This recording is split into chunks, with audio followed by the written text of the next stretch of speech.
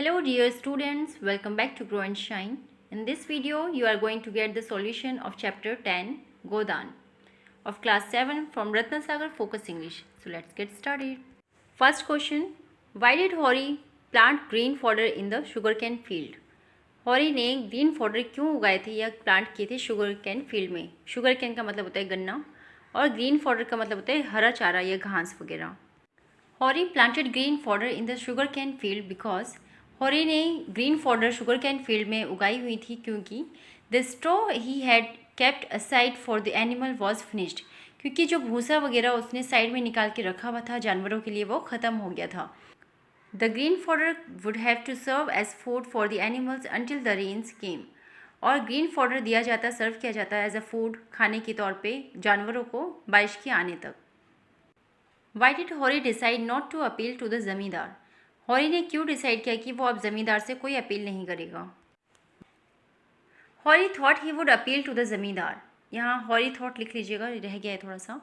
ठीक है, तो आपने आंसर लिखना है Hori thought he would appeal to the zamindar. उसने सोचा कि वो ज़मींदार से अपील करेगा, but then give up the idea because, लेकिन फिर उसने ये आइडिया छोड़ दिया क्योंकि he did not want to be the only one to risk the zamindar's wrath. यहाँ पर आपने अपस्ट्रॉफी यूज़ करना है. ठीक है, क्वेश्चन मार्क नहीं है, अपस्ट्रॉफी यूज़ करेंगे आप, क्योंकि वो नहीं चाहता था ज़मींदार के गुस्से का अकेला रिस्क उठाने के नहीं चाहता था वो. ठीक है, so he told himself that he would just suffer the same fate as all the other farmers, और उसने खुद से कहा कि वो भी बाकी किसानों की तरह वही किस्मत झेल लेगा.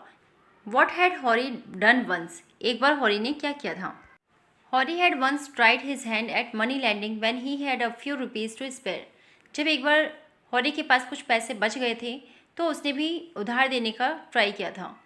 Many people in the village did this when they had spare cash, और गांव के कई लोगों ने जब उनके पास कभी पैसे इकट्ठे थोड़े बहुत हो जाते थे तो वो ऐसा ट्राई किया करते थे, या उन्होंने भी उधार देने का काम किया था. Next question, what did Jhinguri Singh doing when Hori went to meet him? Jhinguri Singh क्या कर रहा था जब हॉरी उससे मिलने गया? Jhinguri Singh the wealthiest money lender in the village, गांव का सबसे अमीर आदमी Jhinguri Singh was cleaning his teeth with the datun, और वो दातून से अपने दांत साफ कर रहा था. When Hori went to meet him about a loan, और जब हॉरी उससे लोन के बारे में उससे मिलने जाता है. Why was Hori incline to laugh at Jhinguri's proposal at first? सबसे पहले झिंगुरी सिंह के प्रपोजल पर हॉरी को हंसी क्यों आई? Hori at first was inclined to laugh at the idea because he did not take it very seriously, and moreover the cow was very precious to the family. हॉरी ने सबसे पहले जो है उसको हंसी आती है ये आइडिया सुनकर, क्योंकि वो इस चीज़ को बहुत ज़्यादा सीरियसली नहीं लेता है, और इसके अलावा उसके लिए वो जो गाय थी वो बहुत ही ज़्यादा प्रीशियस थी, बल्कि उसकी फैमिली ही थी. What made Hori rethink his position? किस चीज़ की वजह से हॉरी को अपनी पोजीशन के बारे में दोबारा सोचना पड़ा? When the cunning Jingori Singh painted a frightening picture of how Hori and his family would get deeper into debt by taking loan instead of selling the cow, Hori was forced to reconsider his decision. जब चतुर झिंगुरी सिंह ने हॉरी के दिमाग में एक picture frame कर दिया, एक हॉरर सा ड्रावना से एक पिक्चर पेंट कर दिया, जिसमें कि हॉरी और उसकी फैमिली जो है कर्ज में डूबते ही जा रहे हैं लोन लेने की वजह से, क्योंकि उन्होंने गाय नहीं बेची थी, अपनी काउ सेल नहीं की थी, इसकी वजह से. तो हॉरी जो है अपनी डिसीजन को दोबारा से सोचने पर मजबूर हो जाता है. By the time he reached home, और जब वो घर पे पहुंचता है, घर पे पहुंचते पहुंचते he concluded that it would be best to sell the cow, और उसको रियलाइज़ होता है रास्ते में आते हुए कि उसको अपना गाय सही होगा कि वो बेच दे, and buy her back whenever there was extra money, और जब उसके पास एक्स्ट्रा मनी हो जाएगा तो वो उस गाय को दोबारा खरीद लेगा. How do we know that Rupa love the cow? हमें कैसे पता चलता है कि रूपा अपनी गाय से प्यार करती थी? रूपा, हॉरीज डॉटर, हॉरी की बेटी, always embraced the cow and fed her first, हमेशा गले से लगा लेती थी काउ को और उसे खाना खिलाती थी पहले. Even before putting the first morsel in her own mouth, even अपने मुंह में सबसे पहले निवाला डालने से पहले ही वो अपनी गाय को खाना खिलाती थी. मोर्सल का मतलब होता है निवाला, कोर. ठीक है. Rupa and her sister told Hori that they would not let him sell the cow, और रूपा और उसकी बहन ने अपने फादर को कहा था, हॉरी को, कि वो इस गाय को बेचने नहीं देंगी। इंस्टेड, इसके बजाय they asked him to go get his money from somewhere else. इसके अलावा उसने अपने फादर को बोला कि कहीं और से पैसे का इंतज़ाम करें वो। What did the cow seem to ask Hori. गाय हॉरी से क्या पूछती हुई लग रही थी। When Hori stood before the cow, its large black expressive eyes seemed to be full of tears. जब हॉरी अपनी गाय के सामने खड़ा होता है तो उसकी बड़ी बड़ी काली काली एक्सप्रेसिव आइज जो है ऐसा लग रहा था आंसुओं से भरी हुई थी। She seem to be asking him if he was tired of her so soon. और ऐसा लग रहा था कि वो उनसे पूछ रही है कि क्या तुम मुझसे इतनी जल्दी थक गए हो। When he had promised that he would never sell her, जब उसने उससे वादा किया था कि वो उससे कभी नहीं बेचेगा। The cow also seemed to be saying that she had been grateful for whatever little she had been given. और वो ये भी ऐसा भी लग रहा था कि वो ऐसा कह रही है शायद जैसे कि वो उसको जो कुछ भी मिला खाने के लिए, जो भी थोड़ा बहुत मिला, वो हमेशा उतने में ही बहुत ही ज़्यादा शुक्रगुजार थी, ग्रेटफुल थी, एंड नेवर कंप्लेन, और कभी उसने कोई शिकायत नहीं की थी। To Hori it felt like the cow was pleading with him to let her stay. और ऐसा लग रहा था कि जैसे वो अपने मालिक यानी हॉरी से जो है प्लीड कर रही थी, रिक्वेस्ट कर रही थी कि वो उसको वहाँ रहने दे, उसको ना जाने दे। Now let's come to the comprehension part. First exercise is number these sentences in correct order. आपने करेक्ट ऑर्डर में सेंटेंसेस को सीक्वेंस में लगाना है। तो हमारा फर्स्ट सेंटेंस है ये, then second, third, fourth, fifth, sixth, seventh and then eighth. ठीक है। नेक्स्ट एक्सरसाइज है read these lines and answer the questions. First line है हमारी, now the same man was inflicting this injustice on his poor tenant. यहाँ 3 question है। First question में पूछा गया है who was inflicting injustice on his poor tenant. कौन अपने पुअर कर्जदारों पर जो है अन्याय कर रहा था या उनको दंड दे रहा था। दूसरा, what injustice was being inflicted on the poor tenant. गरीब कर्जदारों पर कौन सा अन्याय या कौन सा दंड उनको दिया जा रहा था। थर्ड है why was Hori surprise by the man's behaviour. और उस आदमी के बिहेवियर को लेकर के हॉरी जो है इतना सरप्राइज क्यों था। फर्स्ट का आंसर है Rai Sahib the zamindar was inflicting injustice on the poor tenant even though he had recently spoken to Hori about kindness and fair treatment. Rai Sahib जो कि ज़मींदार था वही इनजस्टिस कर रहा था, अन्याय कर रहा था, अपने गरीब कर्जदारों के ऊपर एक तरीके से अत्याचार कर रहा था। हालांकि क्योंकि उसने कुछ ही दिन पहले जो है हॉरी से न्याय की बात की थी और बहुत ही ज़्यादा उदारतापूर्वक बात किया था। सेकंड क्वेश्चन में पूछा गया था कि उसने क्या न्याय किया था या क्या बुरा व्यवहार कर रहा था ज़मींदार। तो आंसर है Rai Sahab had ordered that no farmer could till his land until he had paid whatever rent he owed the zamindar. और राय साहब ने ये ऑर्डर फरमान जारी कर दिया था कि कोई भी किसान जो है तब तक ज़मीन पर खेती या बोआई शुरू नहीं कर सकता जब तक कि वो अपने सारे जो कर्ज हैं वो ज़मींदार को चुका दे। द फार्मर्स हाउएवर, हालांकि जो फार्मर हैं would not be able to pay the money if they were not allowed to plant their crops. हालांकि किसान कैसे आखिर जो है वो पैसा रिटर्न कर पाते या पे कर पाते अपना कर्ज जब तक कि वो जो अनाज है वो पैदा नहीं करते या उगाते नहीं। The farmers had no other way to pay the money, क्योंकि जो फार्मर्स हैं उनका तो एकमात्र ज़रिया था खेती बाड़ी करना, तो उनके पास और कोई दूसरा ऑप्शन नहीं था पे कर पाने का। थर्ड क्वेश्चन में पूछा गया था कि हॉरी क्यों सरप्राइज था उस आदमी से यानी कि राय साहब से। So Hori was surprise by the behaviour. Hori जो है सरप्राइज था उसके बिहेवियर से because the zamindar had never been so harsh before, क्योंकि ज़मींदार इससे पहले कभी इतना हार्श, इतना ज़्यादा बेकार नहीं था। ओनली द अदर डे, एक ही दिन पहले, अभी एक ही दिन, he had spoken about kindness and fair treatment.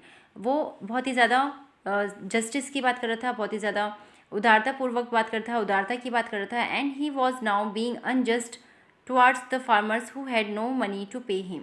और अब वो जो है बहुत ही ज़्यादा अन्याय कर रहा था अपने फार्मर्स के ऊपर जो उसको पैसे पे नहीं कर पा रहे थे। नेक्स्ट लाइन है हमारी, if I had concealed money as you see would I not use it now. इस लाइन के बिहाफ पे 3 क्वेश्चन पूछे गए हैं। Who said these words and to whom, किसने बोला था और ये लाइन किसको बोला था। तो सेकंड क्वेश्चन है why did the speaker see these words, speaker ने ये लाइन क्यों कही थी, ये वर्ड्स क्यों कहे थे। Was the listener willing to help the speaker, क्या लिसनर जो है हेल्प करना चाहता था स्पीकर की। आंसर है Hori said these words to Jhinguri Singh, Hori ने ये शब्द जिंगूरी सिंह से कहे थे। The wealthiest man lender money lender in the village, जो कि गांव का सबसे ज़्यादा अमीर मनी लैंडर था, उधार देने वाला, ठीक है। When he went to borrow money in order to pay rent for the land. अब ये सारी चीज़ें स्किप कर सकते हो, आप सिंपल आंसर कर सकते हो। Hori said these words to Jhinguri Singh, ठीक है। नेक्स्ट का हमारा आंसर है, जिसमें पूछा गया था कि स्पीकर ने ऐसा क्यों कहा, तो आंसर हो जाएगा Hori had once tried his hand at money lending and this was the reason for the rumour that he had some money hidden somewhere. Jhinguri Singh ने भी एक बार जो है उधार देने की कोशिश की थी जब उसके पास क्योंकि पैसा बच गया था, तो यही रीज़न था कि ये अफवाह पूरे में फैल गई थी कि उसने कहीं ना कहीं अपना खजाना गाड़ रखा है या छुपा रखा है। Jhinguri Singh felt that Hori had some money left, इसलिए जिंगूरी सिंह को ऐसा महसूस होता है, उसको ऐसा लगता है कि शायद हॉरी के पास कुछ पैसे अभी भी बचे हुए हैं कहीं। But Hori explained that if he did have any hidden money he would not have come to a money lender to borrow money. और इसी बात पे ये लाइन कहते हुए जो हॉरी है वो मनी लैंडर को कहता है कि वो जो है अगर उसके पास पैसे छुपे हुए होते कहीं तो वो आखिर उधार लेने क्यों आता है किसी मनी लैंडर के पास। थर्ड क्वेश्चन में पूछा गया था कि लिसनर जो है क्या स्पीकर की मदद करना चाहता था।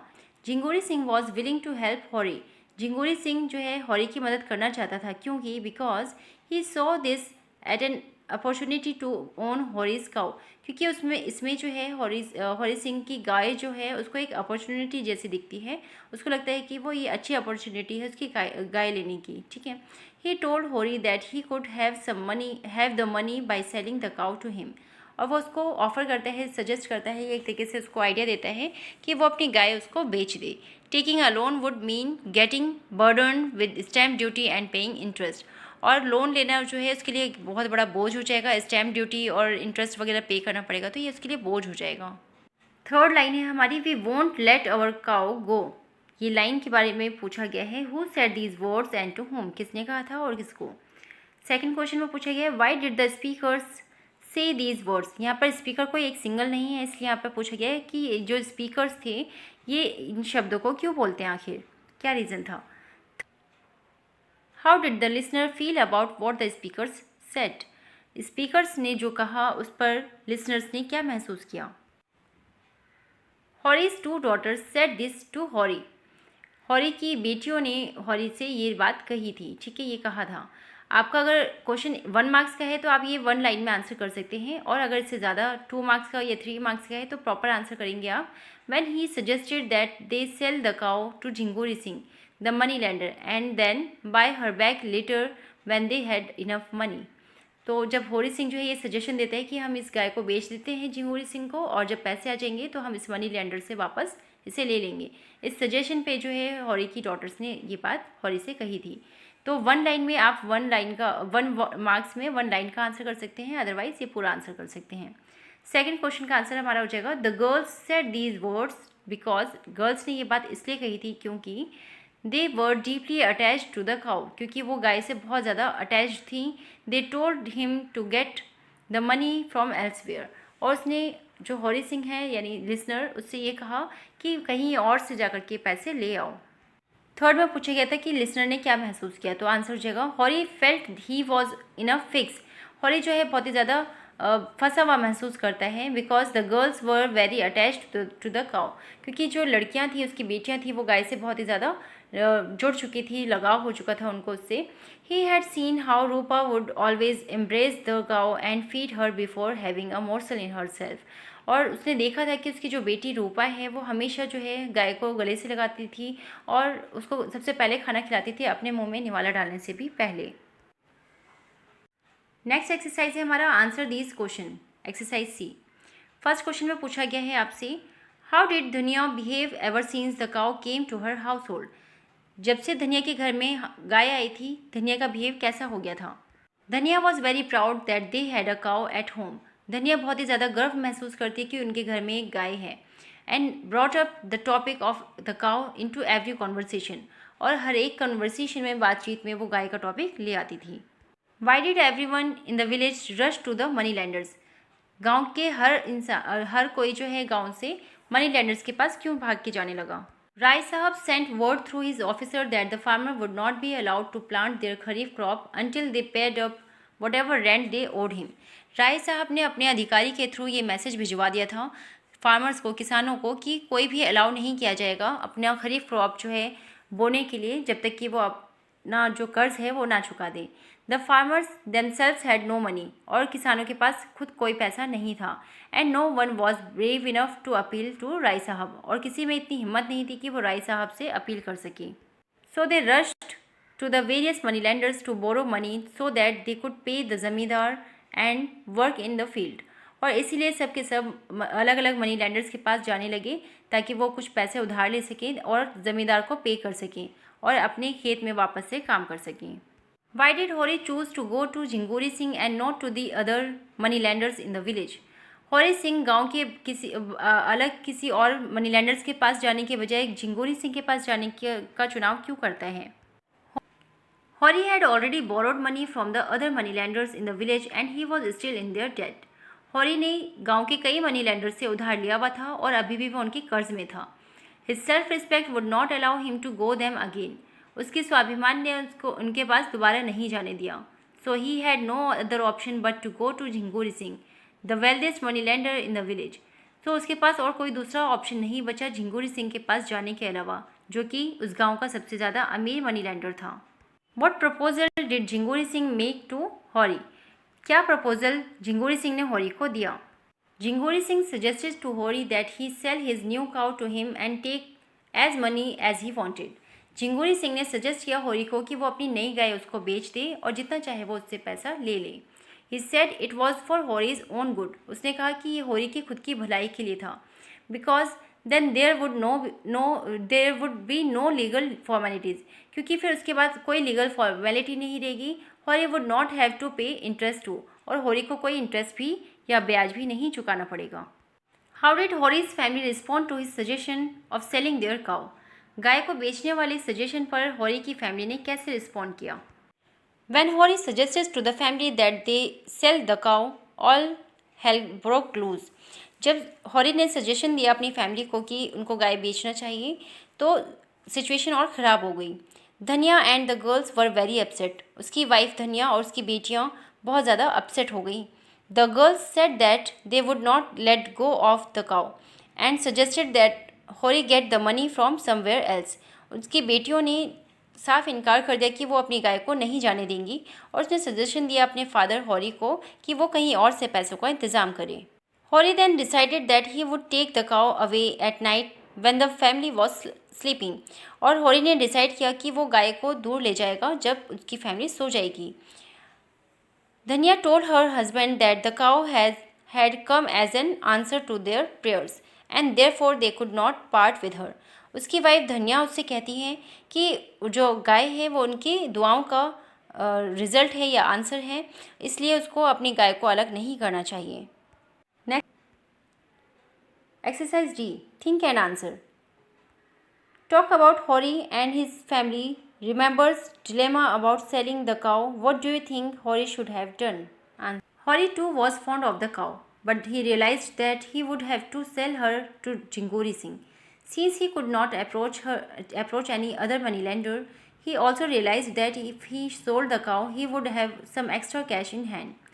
Dhanya, his wife, felt that the cow should not be sold because the cow was an answer to their prayers। The two girls told Hori to find other means of borrowing money and said that the cow could not be sold।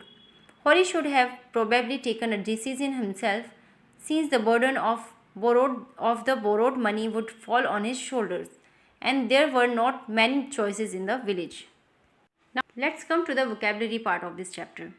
Look at this sentence from the story Hori was in a fix। हमें इस sentence में इस story में से ये sentence देखने को मिला था कि हौरी वॉज इन अ फिक्स। तो यहाँ पर here the fix word is a noun. यहाँ पर फिक्स जो है अपने आप में एक वर्ड क्या है, नाउन। इसका पार्ट ऑफ स्पीच क्या है, नाउन। दैट मीन्स जिसका मतलब होता है अ डिफ़िकल्ट सिचुएशन। हालांकि however fix is also a verb. Fix जो है एक वर्ब भी होता है जिसका मतलब होता है टू रिपेयर समथिंग, कोई चीज़ फिक्स कर देना, ठीक कर देना, चिपका देना, है ना, इस तरीके से।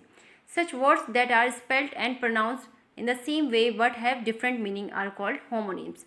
यानी कि ऐसे वर्ड्स जो दिखने में भी सेम होते हैं, बोलने में भी सेम होते हैं, लेकिन इनका जो मीनिंग होता है वो कम्प्लीटली डिफरेंट होता है। That is called homonyms. I hope कि आपको होमोनिम्स क्लियर हो गया होगा। On behalf of homonyms, you have to make some sentences in this exercise. Let me explain you the meaning. Till का मतलब होता है until, यानी कि तक, कोई पर्टिकुलर टाइम तक, ठीक है. जैसे कि कम till 12, 12 बजे तक आना, ठीक है. तो till का मतलब हो गया until. नेक्स्ट है till, मतलब कि to prepare land for growing crops. जब आप जो खेत वगैरह है, ज़मीन वगैरह है, रेडी करते हो बुआई करने के लिए, that is called till. Next है क्लोज. क्लोज का मतलब होता है आसपास, बिल्कुल करीब, ठीक है. दूसरा क्लोज का मतलब होता है कोई चीज़ बंद कर देना. नेक्स्ट है पेन. पेन का मतलब होता है जो आप यूज़ करते हो, पेन, पेंसिल वाला पेन, ठीक है. सेकंड पेन का मतलब हो गया an enclosed area where animals are kept, एक पर्टिकुलर सीमित एरिया जहाँ पर जानवरों को रखा जाता है. नेक्स्ट है हमारा काइंड. काइंड का मतलब होता है जेनेरियस, हेल्पफुल, यानी बहुत ही ज़्यादा दयालु और अच्छा, ठीक है. नेक्स्ट है काइंड का मतलब पर्टिकुलर टाइप, जैसे हम बोलते हैं ना व्हाट टाइप्स ऑफ नाउन या फिर व्हाट काइंड ऑफ नाउन, इस तरीके से. लास्ट है हमारा करंट, मतलब कि a stream of water flowing in a certain direction, एक पर्टिकुलर डायरेक्शन, जिससे पानी वगैरह का एक फ्लो होता है, एक बहाव होता है, that is also called current. और नेक्स्ट करंट का मतलब है belonging to the present time, यानी कि पर्टिकुलर टाइम में, जैसे बोलते हैं ना करंट टाइम में मैं ये कर रही हूँ, ऐसे बोलते हैं यूजुअली. तो करंट का मतलब होता है पर्टिकुलर टाइम, राइट नाउ. इन होमोनिम से आपने सेंटेंसेस फ्रेम करने हैं. फर्स्ट आपका हो जाएगा we were given time till Wednesday to submit their reports.